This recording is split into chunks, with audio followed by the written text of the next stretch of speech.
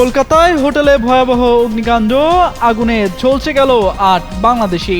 AC বিস্ফোরণ থেকে সূত্রপাত ধারণা দমকল বাহিনীর।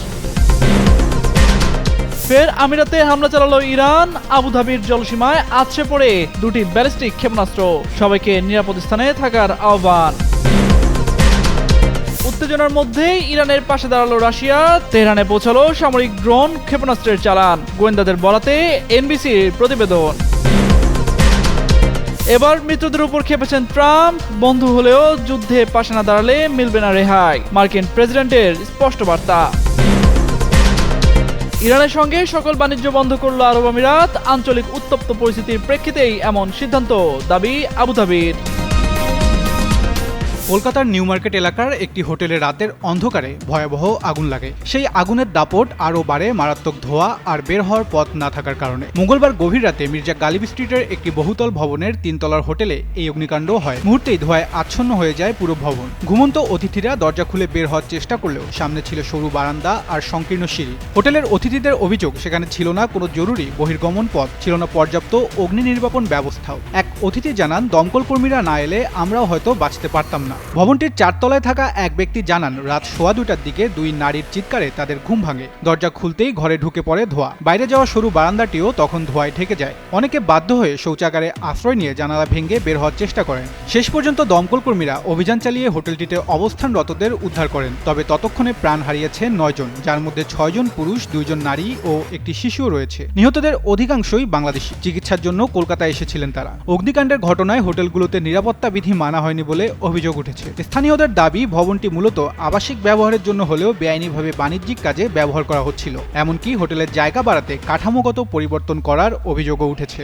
সংযুক্ত আরব আমিরাতে ব্যালিস্টিক ক্ষেপণাস্ত্রের হামলা চালিয়েছে ইরান। তেহরান থেকে সংযুক্ত আরব আমিরাতকে লক্ষ্য করে ছোড়া 2টি ব্যালিস্টিক ক্ষেপণাস্ত্রে একটি দেশটি জলসীমায় পড়েছে বলে জানিয়েছে আরব আমিরাতের প্রতিরক্ষা মন্ত্রণালয়, অন্যটি পড়েছে জলসীমার বাইরে। মঙ্গলবার সামাজিক যোগাযোগ মাধ্যম এক্সে দেওয়া এক বার্তায় এই তথ্য জানিয়েছে আরব আমিরাত। এনডিটিভির এক প্রতিবেদনে বলা হয়েছে, হামলার আগে কয়েক মাস পর প্রথমবারের মতো সম্ভাব্য ক্ষেপণাস্ত্র হামলার সতর্কতা জারি করে সংযুক্ত আরব আমিরাতের national emergency crisis and disaster management authority. দেশটির আকাশ প্রতিরক্ষা ব্যবস্থা তাদের লক্ষ্য করে আসা ক্ষেপণাস্ত্রের হুমকি শনাক্ত করেছে। এই সময় সবাইকে নিরাপদ স্থানে থাকার এবং সরকারি চ্যানেলের মাধ্যমে দেওয়া সতর্কতা ও হালনাগাদ তথ্য অনুসরণ করার আহ্বান জানানো হয়। একই সময় দেশটির স্বরাষ্ট্র মন্ত্রণালয় ফোনে সতর্কবার্তা পাঠায়। এতে বর্তমান পরিস্থিতি ও সম্ভাব্য ক্ষেপণাস্ত্র হামলার হুমকির কারণে সবাইকে কাছের নিরাপদ ভবনে আশ্রয় নিতে বলা হয়।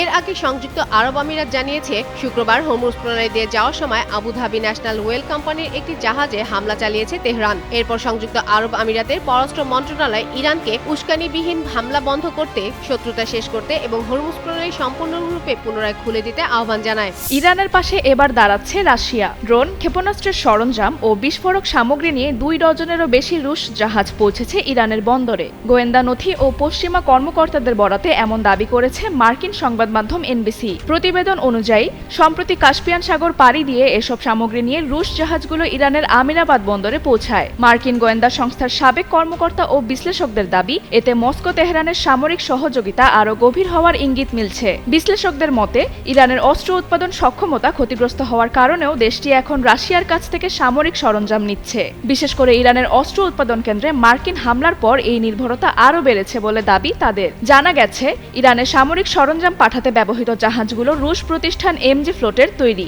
পশ্চিমা নিষেধাজ্ঞার আওতায় থাকা এই প্রতিষ্ঠান 2024 সাল থেকে নিষেধাজ্ঞার মধ্যে রয়েছে। রাশিয়া ও ইরানের সামরিক সম্পর্ক অবশ্য নতুন নয়। 2025 সালের জানুয়ারিতে 2 দেশ 20 বছরের বিস্তৃত কৌশলগত অংশীদারিত্ব চুক্তি সই করে। প্রতিরক্ষা, নিরাপত্তা, জ্বালানি, বাণিজ্য ও প্রযুক্তি সহ বিভিন্ন খাতে সহযোগিতার কথা রয়েছে এতে।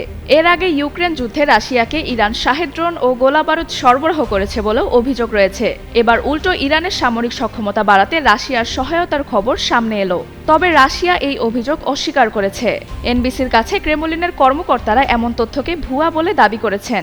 ইরানের সঙ্গে সব ধরনের বাণিজ্য ও আর্থিক লেনদেন স্থগিতের ঘোষণা দিয়েছে সংযুক্ত আরব আমিরাত। সাম্প্রতিক আঞ্চলিক উত্তেজনার প্রেক্ষাপটে মঙ্গলবার এই কড়া পদক্ষেপের ঘোষণা দিয়েছে আবুধাবি। সংযুক্ত আরব আমিরাতের পররাষ্ট্র মন্ত্রণালয় এক বিবৃতিতে তথ্য জানায়, পরবর্তী নির্দেশ না দেওয়া পর্যন্ত ইরানের সঙ্গে সব ধরনের বাণিজ্যিক লেনদেন এবং আর্থিক ট্রানজ্যাকশন বন্ধ থাকবে বলে জানানো হয় বিবৃতিতে। মূলত আঞ্চলিক উত্তপ্ত পরিস্থিতির প্রেক্ষিতে এই সিদ্ধান্ত নিয়েছে আবুধাবি। উল্লেখ্য, গত 28 ফেব্রুয়ারি মধ্যপ্রাচ্যে যুদ্ধ শুরু হওয়ার পর মধ্যপ্রাচ্যের এই দেশটি ইরানি হামলার বড় লক্ষ্যবস্তুতে পরিণত হয়। এ সময় দেশটিতে প্রায় 3000 ক্ষেপণাস্ত্র ও ড্রোন হামলা চালানো হয়, যা এই অঞ্চলের মধ্যে সর্বোচ্চ। জুনে কিছুদিন হামলা বন্ধ থাকলেও এরপর রাষ্ট্রীয় মালিকানাধীন তেল কোম্পানি অ্যাডনক এর একাধিক তেল ট্যাঙ্কারে চালানো হয় হামলা। আমিরাতের অভিযোগ, ইরান পারস্য উপসাগরের বাণিজ্যিক জাহাজ লক্ষ্য করে 2টি ব্যালিস্টিক ক্ষেপণাস্ত্র নিক্ষেপ করেছে। তবে সংযুক্ত আরব আমিরাতের এই অভিযোগ সম্পূর্ণরূপে প্রত্যাখ্যান করে তেহরান জানায়, ইরান কোনো ক্ষেপণাস্ত্র নিক্ষেপ করেনি।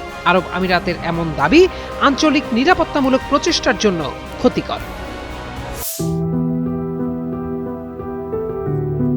ইংল্যান্ডে চলছে তীব্র দাবদাহ আর ভয়াবহ খরা। শুকিয়ে যাচ্ছে নদী, জলাধার ও মাটি। কোথাও কোথাও তাপমাত্রা ছাড়িয়েছে 38 ডিগ্রি সেলসিয়াস। রোববার পূর্ব লন্ডনের ইস্ট লন্ডন মসজিদে অনুষ্ঠিত হয় ইসলামের বিশেষ নামাজ সালাতুল ইস্তিসকা, অর্থাৎ বৃষ্টির জন্য আল্লাহর কাছে প্রার্থনা। এ সময় মসজিদের বাইরে জড়ো হন বিপুল সংখ্যক মুসল্লি। এরপর অতিথি ইমাম শায়েক রশিদ খানের নেতৃত্বে আদায় করা হয় বিশেষ এই নামাজ। কাতারে কাঁধে কাঁধ মিলিয়ে দাঁড়িয়ে মুসল্লিরা শোনেন খুতবা, করেন দোয়া এবং নীরব ধ্যানে সময় কাটান। শায়ক রশিদ খান বলেন, খরা বা বৃষ্টির সংকট দেখা দিলে বৃষ্টির জন্য প্রার্থনা করা ইসলামের একটি নববী ঐতিহ্য। তবে এই প্রার্থনা শুধু মানুষের জন্য নয়, বরং প্রকৃতি, প্রাণী এবং পুরো সমাজের জন্য রহমত ও স্বস্তি কামনারও প্রতীক। তিনি বলেন, এই আয়োজনের সবচেয়ে সুন্দর দিক হলো পুরো সম্প্রদায় একসঙ্গে প্রার্থনায় অংশ নেয়। এমনকি অন্য ধর্মের মানুষও এর সঙ্গে সংহতি প্রকাশ করতে পারেন, কারণ খরার প্রভাব শুধু মানুষের উপর নয়, প্রাণী ও পরিবেশের উপরও পড়ে। ইসলামে পানি ও প্রাকৃতিক সম্পদের অপচয় না করার উপর গুরুত্বারোপ করে তিনি সবাইকে পরিবেশের প্রতি আরও দায়িত্বশীল হওয়ার আহ্বান জানান। ইস্ট লন্ডন মসজিদ and community centre, Darul Ihsan barking এবং লন্ডন ইফতা কাউন্সিলের সমন্বয়ে এই জাতীয় প্রার্থনা দিবসের আয়োজন করা হয়। এদিকে ইংল্যান্ড জুড়ে দীর্ঘস্থায়ী তাপপ্রবাহে পরিস্থিতি ক্রমেই কঠিন হচ্ছে। নদী ও জলাধারে পানির স্তর কমেছে, মাটি শুকিয়ে যাচ্ছে, আর ইংল্যান্ড ও ওয়েলসে বাড়ছে দাবানল। প্রকৃতির এই কঠিন পরীক্ষার মুহূর্তে লন্ডনের মুসলিমদের বার্তা যেন একটাই, আকাশের বৃষ্টি যেমন প্রয়োজন, তেমনি প্রয়োজন মানুষের দায়িত্বশীলতাও। তাহসিন বর্ণ, যুগান্তর নিউজ।